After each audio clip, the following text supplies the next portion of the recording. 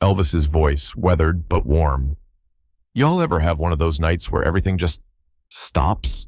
Where the lights, the screaming, the whole damn circus just fades away, and you're standing there, just a man asking questions he's been running from his whole life? March 20th, 1974, Mid-South Coliseum, Memphis, my hometown. I sang a song that night that wasn't on the set list, wasn't planned. But sometimes the most important moments in your life are the ones you never see coming. This is that story. You know, they call me the king of rock and roll. Sounds pretty good, doesn't it? But let me tell you something nobody talks about. Crowns are heavy, real heavy. And by 1974, mine was crushing me. I'd been on the road for what felt like forever. City after city, show after show, faces blurring together in the lights. My marriage to Priscilla had fallen apart the year before. Lisa Marie, my little girl, she was living in California, and I was living in hotel rooms and tour buses. I'd look in the mirror some mornings and barely recognize the man staring back. Puffy face, tired eyes. Where'd that kid from Tupelo go? The one who just wanted to sing gospel music in church? The pills didn't help. Oh, they kept me going. Uppers to perform, downers to sleep. But they were eating away at something inside me. My soul, maybe. I'd surrounded myself with people, but I'd never felt more alone. The Memphis Mafia, my boys, they were loyal. But loyalty ain't the same as understanding. They'd laugh at my jokes, agree with everything I said, but none of them could answer the question that kept me up at night. Why me? Why'd God give all this to me, and what am I supposed to do with it? I'd been raised in the Assembly of God church.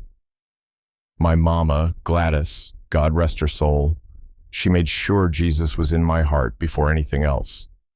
But somewhere between "That's all right, Mama" and selling out Madison Square Garden, I'd lost my way. Success is funny like that. It gives you everything you thought you wanted and takes everything you didn't know you needed. Memphis was supposed to be different, though. This was home, the place where it all started. Beale Street, Sun Studio, the projects where Mama and Daddy raised me. I thought maybe coming back here would help me find something, some piece of myself I'd left behind. The Mid-South Coliseum was packed that night, over 12,000 people.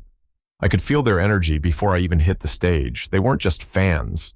These were my people. They'd watched me grow up, watched me become whatever it was I'd become.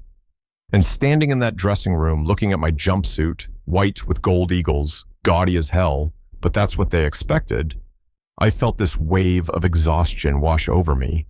Red West, one of my oldest friends, he knocked on the door. 5 minutes, EP. I nodded, but I couldn't move. My hands were shaking. Not from nerves. I'd done this 1,000 times. No, this was something else. Something deeper. "You all right, boss?" Red asked, concern creeping into his voice. "Yeah," I lied. "Just give me a minute." When he left, I did something I hadn't done in a long time. I prayed. Not the quick, performative kind. Real prayer. The kind where you're actually talking to God, not just reciting words. "Lord," I whispered, "I don't know what I'm doing anymore. I don't know who I am. Help me, please." No answer came, at least not then. But I felt something shift, like a door opening somewhere in the dark. The roar hit me like a physical force when I walked on stage. 12,000 people on their feet screaming my name. The band kicked into C. Rider, and I was off, moving, singing, doing the thing I'd done so many times it was like breathing. But tonight it felt mechanical, like I was watching myself from somewhere far away. James Burton's guitar cut through the air. Charlie Hodge was right there beside me with harmonies. And the sweet inspirations were giving it everything they had. Professional, as always, we went through the hits. Burning Love, Steamroller Blues, Love Me, and the crowd ate it up. They always did, but something was off. I could feel it. Between songs, I'd talk to the audience. That was part of the show, the banter. Usually, I'd tell jokes, stories, mess around. But tonight, the words coming out of my mouth felt hollow. I was going through the motions, and I think some people in the crowd could tell. You can't hide when you're up there under those lights. Everything shows. We got to American Trilogy, one of my favorites. It combined Dixie, the battle hymn of the Republic, and All My Sorrows. When I sang it, I usually felt something. Pride, maybe. Connection to something bigger than myself. But that night, when I got to the line, His truth is marching on, my voice cracked. Not from technique, from emotion. I had to stop and collect myself. The crowd thought it was part of the performance, but it wasn't. I was breaking down right there, and they couldn't see it. Or maybe they could, and they just loved me enough to pretend they didn't. Charlie leaned over during a guitar solo. "You need a break, EP?" I shook my head. "No, keep going." But I did need a break. I needed more than a break. I needed answers. I needed redemption. Hell, I didn't even know what I needed. We moved into the gospel segment. That was always my favorite part. See, people knew me for the hip shaking, the rebel stuff, the love songs, but gospel, that was my heart. How Great Thou Art, Where No One Stands Alone. Those songs connected me to my mama, to my childhood, to the part of me that still believed in something pure. The sweet inspiration started the intro to How Great Thou Art, and I felt something loosen in my chest. When I sang, Then Sings My Soul, My Savior God to Thee, I meant every word. For the first time that night, I wasn't performing. I was worshiping. The crowd felt it too. You could hear it in how quiet they got during the verses, how they exploded during the chorus. This wasn't entertainment anymore. This was church. This was real. And then, as the song ended, something happened that I still can't fully explain. I felt this pull, like someone was tugging on my heart, telling me there was one more song I needed to sing. A song that wasn't on the set list, that we hadn't rehearsed, that I had only heard Chris Christopherson sing on the radio a couple years back. Why Me, Lord? I turned to the band, to Charlie. You guys know Why Me, Lord? They looked confused. We hadn't prepared it. But James nodded slowly. I think we can follow you, EP. Good, I said, turning back to the microphone, 'cause we're doing it. The Coliseum had settled into that post-gospel glow. People were smiling, swaying, some crying. They'd gotten what they came for, the king doing what the king does. But I knew they hadn't gotten the whole truth yet. They hadn't seen what I was really carrying. I gripped the microphone, and for a moment, I couldn't speak. 12,000 people waiting, and I had no words. Finally, I cleared my throat. Folks, I want to sing something I need to sing. Not because it's on the set list, but because I need to ask a question I've been running from. The crowd went quiet. Different from the respectful quiet during gospel. This was anticipation mixed with concern. They could hear something in my voice. James started the intro, soft, gentle, almost hesitant. Just him on guitar, feeling his way through the chords. I closed my eyes and started singing. Why me, Lord? What have I ever done to deserve even one of the pleasures I've known? My voice cracked again, but this time I didn't try to hide it. This time I let it break, because the question was real. Why had God given all this to a poor boy from Tupelo? The fame, the fortune, the ability to move people with my voice. What had I done to deserve any of it? And more importantly, what was I doing with it? Tell me, Lord, what did I ever do that was worth loving you, or the kindness you've shown? The sweet inspirations came in behind me, their voices like angels. Myrna, Sylvia, Estelle. They understood what this was. This wasn't a performance. This was confession. I opened my eyes and looked out at the crowd. Faces of every age, every background. People who'd grown up with my music. People who'd fallen in love to my songs. People who'd named their children after me. And I realized They were carrying their own questions too, their own why me's. Why me, Lord, did my marriage fail? Why me, Lord, did I lose my job? Why me, Lord, am I so lonely? Lord, help me, Jesus. I've wasted it so often, all I've been given. That line hit me like a freight train, because it was true. I had wasted it.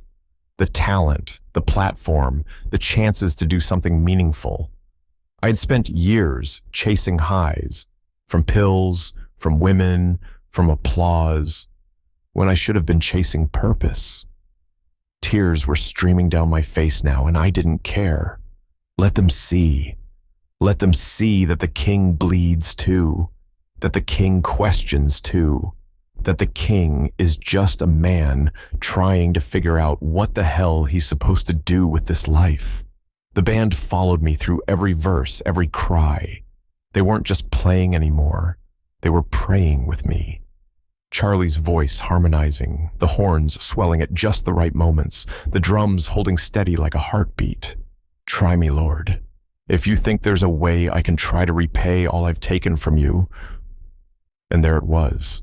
The real question underneath all the others. Could I be redeemed?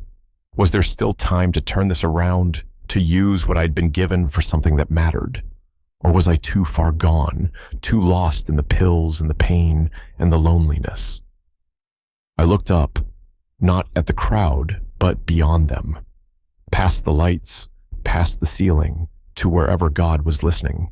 And I sang that last line like my life depended on it. Maybe, Lord, I can show someone else what I've been through myself on my way back to you. The Coliseum was dead silent when I finished. Not the silence of confusion or disappointment. The silence of people processing something heavy, something real. Some were crying, others had their heads bowed, a few had their hands raised, like we really were in church. I stood there, microphone in hand, completely exposed. No jumpsuit flashy enough to hide behind, no hip-shaking moves to distract. Just Elvis Presley, asking God for another chance. The rest of the show was a blur. We finished with some up-tempo numbers, Hound Dog, Can't Help Falling in Love. But the energy had shifted. It wasn't about entertainment anymore. We'd crossed some line together, me and that Memphis crowd. We'd gotten vulnerable, gotten honest, and there was no going back. When I left the stage, I was drenched in sweat and tears. The guys didn't know what to say. They just patted me on the back, handed me a towel, gave me space. Even Red, who'd known me since high school, seemed at a loss for words. I sat in my dressing room for a long time after everyone left. Just sat there in that ridiculous jumpsuit, staring at myself in the mirror. The same puffy face, the same tired eyes. But something was different. Something had shifted during that song.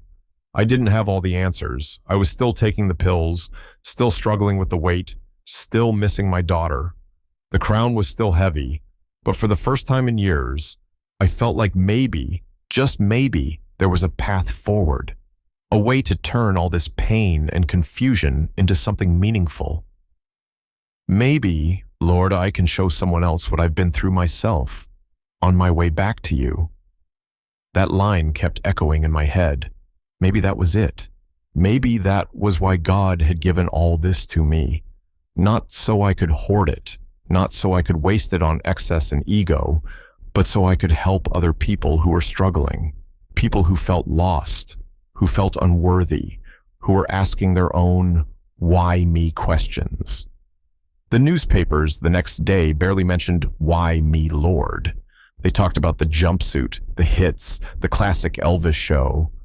But I got letters, hundreds of them eventually, from people who were there that night, people who felt something shift in that moment. They told me about their struggles, their questions, their own searches for redemption. One letter I'll never forget. It was from a woman in Memphis about my age. She'd been in the audience with her teenage daughter. She wrote, "Mr. Presley, when you sang that song, I saw my daddy up on stage. He died when I was young, but he used to sing gospel in our church, and he had the same look on his face you had, like he was talking directly to God, asking for help, asking for purpose. My daughter squeezed my hand during that song, and we both cried. Thank you for being real with us. Thank you for showing us that even the King needs grace. I cried when I read that, because that's what I'd been trying to do my whole career without realizing it. Connect people to something bigger than themselves, bigger than me. The rock and roll, the movies, all of it was just the vehicle. The real destination was always supposed to be something deeper. I wish I could tell you that night changed everything, that I got clean and found perfect peace. That'd be a lie. I struggled for 3 more years before I died in 1977. The pills got worse, the weight got heavier, the loneliness never fully went away. But that night in Memphis, singing Why Me Lord to my hometown, that was real. That was me talking to God, asking the questions I'd been too proud or too scared to ask. And for a few minutes, I wasn't the king of rock and roll. I was just Elvis Aaron Presley, a boy from Tupelo, trying to find his way back home. You know what the funny thing is? People remember the jumpsuit, the karate moves, suspicious minds. But the moments that mattered most, the ones where I was really truly myself, those were the quiet moments, the prayer moments, the why me Lord moments. If you're reading this, if you're carrying your own questions, your own crown that's too heavy, I want you to know something. It's okay to ask why. It's okay to not have all the answers. It's okay to stand in front of everybody and say, I'm struggling. I need help. That's what I did in Memphis in 1974. And maybe that's the real legacy I want to leave behind. What's your why me Lord moment? Share your story in the comments. Let's help each other on the way back home.